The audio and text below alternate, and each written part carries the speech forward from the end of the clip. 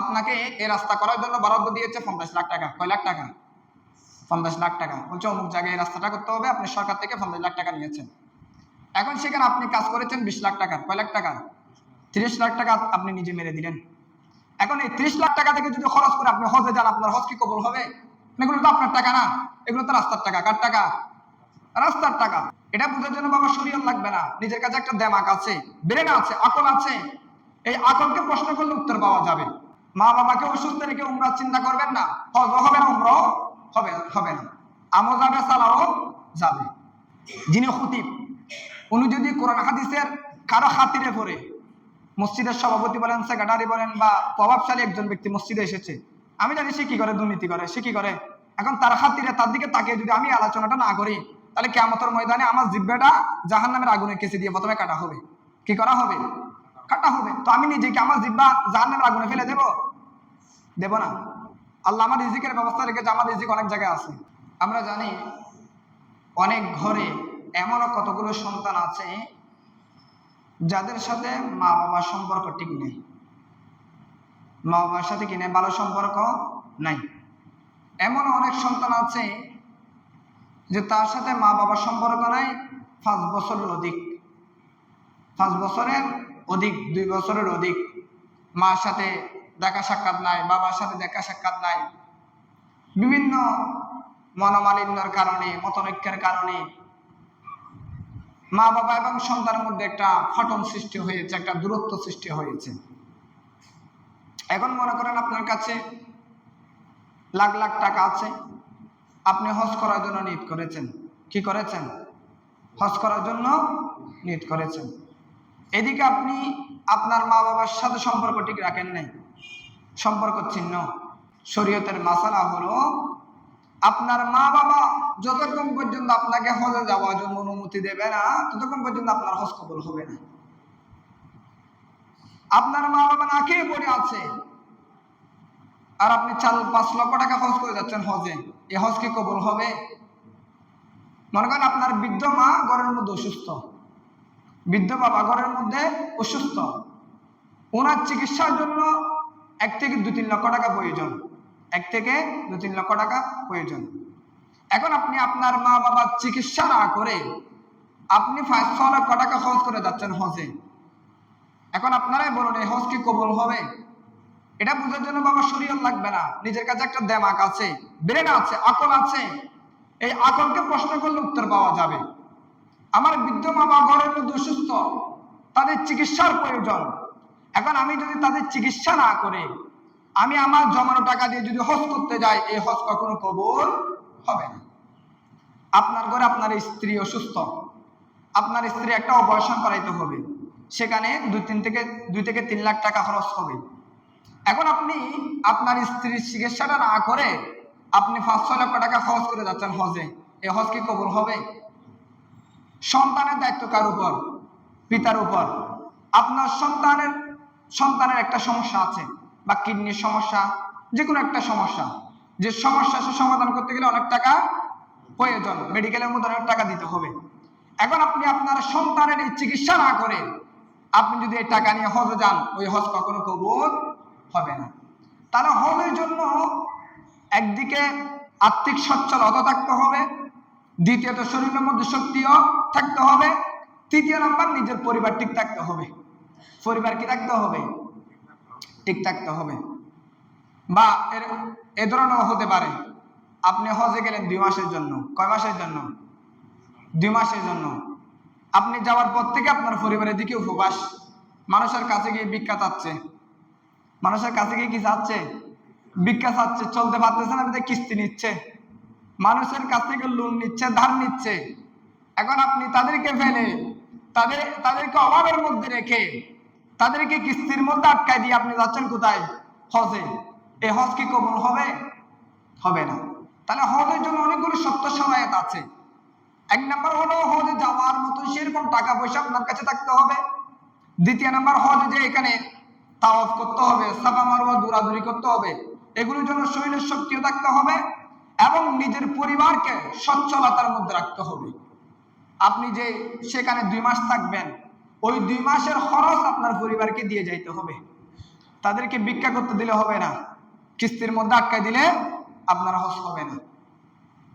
তাহলে এগুলো মনে রাখবেন। মা বাবা অসুস্থ, মা বাবাকে রেখে হজের চিন্তা করবেন না। মা বাবাকে অসুস্থ রেখে উমরার চিন্তা করবেন না, হজও হবে না, উমরাও হবে না। আমও যাবে, সালাও যাবে, হজও হবে না, মাঝখানে পরে টাকাগুলা খরচ হবে, মাঝখানে পরে কি টাকাগুলা খরচ হবে।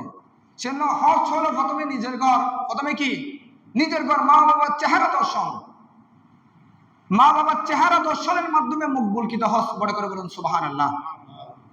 একদিকে আপনার ঘরের মা বাবা ঠিক আছে, অন্যদিকে আল্লাহ আপনাকে অগণিত টাকার মালিক বানিয়েছে, তখন আপনার উপর হজ ফরজ হয়েছে। আপনি আপনার মা বাবা থেকে অনুমতি নিয়ে আল্লাহর ঘর খানায় কাবার দিকে রওনা হবেন। দেখবেন প্রতিটা কদমে কদমে ফেরেশতারা আপনাকে স্বাগতম জানাবে। বড় করে বলুন সুবহানাল্লাহ।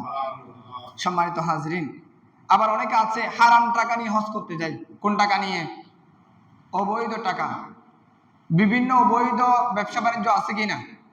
মদের ব্যবসা আছে কিনা? হ্যাঁ, 2 নম্বরই ব্যবসা। যারা 2 নম্বরই ব্যবসা করে টাকা ইনকাম করেছে, 2 নম্বরই ব্যবসা করে কি করেছে? টাকা ইনকাম করেছে।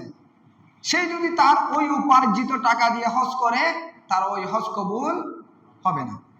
চমৎকার একটি হাদিসে পাকের মধ্যে আল্লাহর হাবিব সাল্লাল্লাহু আলাইহি ওয়াসাল্লাম বলছেন যে, ওয়ান নবী হুরায়রা ক্বালা রাসূলুল্লাহ সাল্লাল্লাহু আলাইহি ওয়াসাল্লাম, ইযা খারাজাল হাজ্জু হাজ্জান বিনাফাকাতিন তাইয়্যিবাতিন ওয়া ওয়াদা'a রিজলাহু ফিল গাযি ফানাদা লাব্বাইক আল্লাহুম্মা লাব্বাইক। যে ব্যক্তি হালাল ইনকাম নিয়ে, কি নিয়ে? হালাল ইনকাম, হালাল উপার্জিত টাকা নিয়ে আল্লাহর ঘর খানায় কাবার দিকে রওনা হয়েছে। রওনা হওয়ার সাথে সাথে সে যখন ঘর থেকে বের হওয়ার সময় লাব্বাইক আল্লাহুম্মা লাব্বাইক বলে সে ধ্বনি উচ্চারণ করবে, তখন আসমানি জগতের একজন ফেরেশতারা তার ডাকে সাড়া দেবে। মিনাস সামাই লাব্বাইক, মুনাদিম মিনাস সামাই লাব্বাইক ওয়া সা'দাইকা যাদুকা হালালুন ওয়া রাহিলাতুকা হালালুন ওয়া হাজ্জুকা মাবরুরুন গায়রা মা'যুর। তখন আসমানি জগতের একজন ফেরেশতারা বলবে, ও আল্লাহর বান্দা, আপনি ঘর থেকে বের হয়ে যান, লাব্বাইক বলে আল্লাহকে ডাক দিয়েছেন। আমরা আসমানি জগতের ফেরেশতারা আল্লাহর দায়িত্ব পালন করতেছি, সুতরাং আমরা আপনাকে সুসংবাদ দিচ্ছি, আপনার সম্পদ হালাল, আপনার বাহন হালাল। আপনি যদি আল্লাহর ঘর খানায় কাবার মধ্যে এসে হজ আদায় করেন, আপনার এই হজ আল্লাহর দরবারে কবুল হবে এবং হজের মাধ্যমে অতীতের গুনাহ মাফ হবে। বড় করে বলুন সুবহানাল্লাহ। এরপরে পাশাপাশি ওয়াইদা খারাজা বিন নাফাকাতিল খাবিসাতি ফাওয়াদা'a রিজলাহু ফিল গাযি ফানাদা লাব্বাইক। আর যে ব্যক্তি নাফাক সম্পদ নিয়ে, অবৈধ সম্পদ নিয়ে, হারামের টাকা নিয়ে, অবৈধ পন্থায় উপার্জিত টাকা পয়সা খরচ করে যারা হজের জন্য বের হয়, তারা যখন লাব্বাইক বলে আল্লাহকে ডাক দেয়, তখন আসমানের জগতের ফেরেশতারা তাদেরকে সতর্ক করে, নাদাহু মুনাদিম মিনাস সামাই লা লাব্বাইক, বলেন ও বান্দা, তোমার লাব্বাইক কবুল হবে না, তোমার হজ কবুল হবে না। লা লাব্বাইকা ওয়ালা সা'দাইকা যাদুকা হারাম, কারণ তোমার সম্পদ হারাম। তোমার সম্পদ কি? হারাম। তোমার উপার্জিত টাকা হারাম, হজের জন্য ব্যয় করা তোমার সেই অর্থগুলো হারাম। সুতরাং এই হারাম সম্পদ দিয়ে তুমি যতই হজ করো না কেন, ওই হজ আল্লাহর দরবারে কবুল হবে না। তাহলে হালাল সম্পদ নিয়ে হজ করার উদ্দেশ্যে ঘর থেকে বের হওয়া মাত্রই আসমানি জগতের ফেরেশতারা স্বাগতম জানায়। আর হারাম সম্পদ নিয়ে হজ করার উদ্দেশ্যে যখন আপনি বের হবেন, তখন আসমানি জগতের ফেরেশতারা আপনাকে সতর্ক করবে, ও বান্দা, আপনার এই সম্পদ হারাম, এগুলো বৈধ পন্থায় উপার্জিত করো নাই, এই সম্পদ নিয়ে তুমি যদি হজ করো, এই হজ আল্লাহর দরবারে কবুল হবে না। সেজন্য হজের জন্য হালাল সম্পদ এটা সত্য, হালাল সম্পদ এটা কি? সত্য। মনে করেন আপনি একজন প্রতিনিধি, জনপ্রতিনিধি, আপনার জন্য, আপনাকে এই রাস্তা করার জন্য বরাদ্দ দিয়েছে 50 লাখ টাকা। কয় লাখ টাকা? 50 লাখ টাকা। বলছে অমুক জায়গায় এই রাস্তাটা করতে হবে, আপনি সরকার থেকে 50 লাখ টাকা নিয়েছেন। এখন সেখানে আপনি কাজ করেছেন 20 লাখ টাকা। কয় লাখ টাকা? 30 লাখ টাকা আপনি নিজে মেরে দিলেন। এখন এই 30 লাখ টাকা থেকে যদি খরচ করে আপনি হজে যান, আপনার হজ কি কবুল হবে? এগুলো তো আপনার টাকা না, এগুলো তো রাস্তার টাকা। কার টাকা? রাস্তার টাকা। মনে করেন আপনার একজন কাজিন মানুষ, আপন মানুষ বিদেশ থেকে আপনাকে টাকা দিয়েছে, মনে করেন আপনাকে 1 লক্ষ টাকা দিয়েছে, বলছেন যে অমুক অমুক ব্যক্তিকে আমার পক্ষ থেকে যাকাতের টাকাগুলো দিয়ে দাও। কিসের টাকা? যাকাতের টাকা। এখন আপনাকে দিয়েছে 1,00,000 টাকা, আপনি মানুষকে বিতরণ করেছেন 20,000 টাকা, কয় হাজার টাকা? আর 80,000 টাকা নিজের পকেটের ভিতরে। 80,000 টাকা কার পকেটে? নিজের পকেটের ভিতরে। এখন এই টাকা নিয়ে যদি আপনি হজ করেন, হজ কি হবে? হজ তো হবে না, সেটা তো আপনার উপার্জিত টাকা না, সেটা আপনি ধোঁকা দিয়ে অন্যের টাকা আপনি মেরে দিয়েছেন। তো অন্যের টাকা মেরে দিয়ে আপনি 100 বার হজ করলেও হবে না, 100 বার উমরা করলেও হবে না। আমরা দেখি অনেক অনেক বড় বড় বিভিন্ন যারা সেক্টরের দায়িত্ব আছে, হ্যাঁ, এরকম বিভিন্ন অনেকে রাস্তার টাকা আত্মসাৎ করে ফেলে, এই বিভিন্ন ত্রাণের টাকা আত্মসাৎ করে ফেলে, গরিব অসহায়ের জন্য যে বাতা আছে সেগুলো আত্মসাৎ করে ফেলে। এরকম আত্মসাৎ করে সে যতই হজ করুক না কেন, উমরা করুক না কেন, তার ওই হজ এবং উমরা কবুল। দুনিয়ার মানুষ তাকে হাজি বলবে, সেটা দুনিয়াবি লোক, সেটা কি দুনিয়াবি লোক। ওই হজ কিয়ামতের ময়দানে আপনার কোনো উপকারে আসবে না। সেজন্য হজের জন্য হালাল সম্পদ শক্ত, হালাল সম্পদ, বৈধ সম্পদ। অবৈধ পন্থায় যত সম্পদ হোক না কেন, ওই সম্পদ দিয়ে আপনি হজ করবেন না। অবৈধ পন্থায় সম্পদ অর্জন করতে, এটা হারাম, এটা না জায়েজ। সেক্ষেত্রে আপনি আবার করতেছেন কি? হজ। হয়তোবা কোরবানি করা সোয়াব, কোরবানি করেন কি সোয়াব। তো এখন ইতে সোয়াব শুনিয়ে না, ইতে কোরবানি আগের দিন গেলে গরু চুরি করতো। কি চুরি করতো? গরু চুরি করতো। রাতে গরু চুরি করে আনি পরের দিন কোরবানি দেরি। তো তার বন্ধু হুসল্লা কি রোড, তুই গরু হন্ড খালি, হয়তো গরু কথা খালি চুরি করছি যে না, চুরি করি কি দিয়ে লাই? কোরবানি দিয়ে লাই। হয়তো চুরি করছি গুণই, কোরবানি দিয়ে সোয়াবই, হয়তো গুণ সোয়াবে হাঁটাহাঁটি গিয়ে মাঝখানে বলে কথা বুঝতো কিনা খেতেন না, কইল না খাস গান।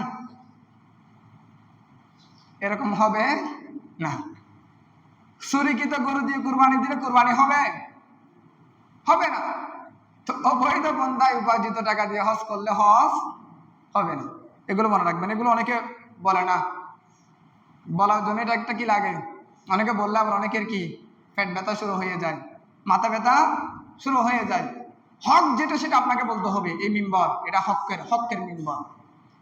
যিনি খতিব, উনি যদি কোরআন হাদিসের কারো খাতিরে পড়ে, মসজিদের সভাপতি বলেন, সেক্রেটারি বলেন, বা প্রভাবশালী একজন ব্যক্তি মসজিদে এসেছে, আমি জানি সে কি করে, দুর্নীতি করে, সে কি করে। এখন তার খাতিরে, তার দিকে তাকিয়ে যদি আমি আলোচনাটা না করি, তাহলে কিয়ামতের ময়দানে আমার জিহ্বাটা জাহান্নামের আগুনে কেচে দিয়ে প্রথমে কাটা হবে। কি করা হবে? কাটা হবে। তো আমি নিজে কি আমার জিহ্বা জাহান্নামের আগুনে ফেলে দেব না। আল্লাহ আমার রিজিকের ব্যবস্থা রেখেছে, আমার রিজিক অনেক জায়গায় আছে, অনেক জায়গায় আছে। সুতরাং এগুলো নিয়ে চিন্তা করার কোনো কিনা বিষয় না, হক সেটা বলতে হবে। যাক, তাহলে আমরা এতটুকু জানলাম, ঘরের মধ্যে মা বাবাকে অসুস্থ রেখে, নিজের স্ত্রীকে অসুস্থ রেখে আপনি যদি হজ করেন, ওই হজ কবুল হবে না। মা বাবার সাথে সম্পর্ক ছিন্ন করে আপনি যদি হজ করেন, উমরা করেন, সেই উমরাও হবে না, হজ আদায় হবে না।